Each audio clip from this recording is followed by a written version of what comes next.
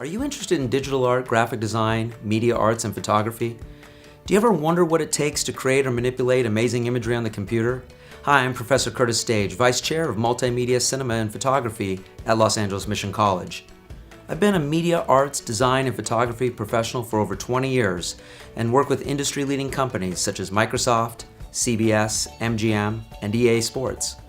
I've shot every major entertainment award show from the Oscars to the Emmys, and I'm also an exhibiting fine artist and shown photography and video work in galleries and museums across the country.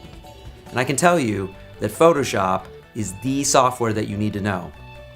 So our Multimedia 100 is our introductory level course which focuses on principles of multimedia and graphic design and the essential tool of every media artist, Photoshop.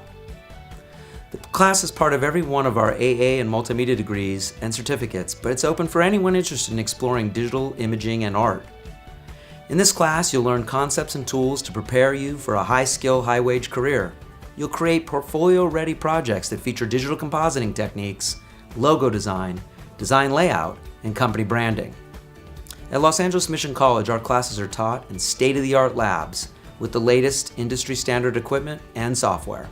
For more information, visit our website at lamission.edu/multimedia and register today.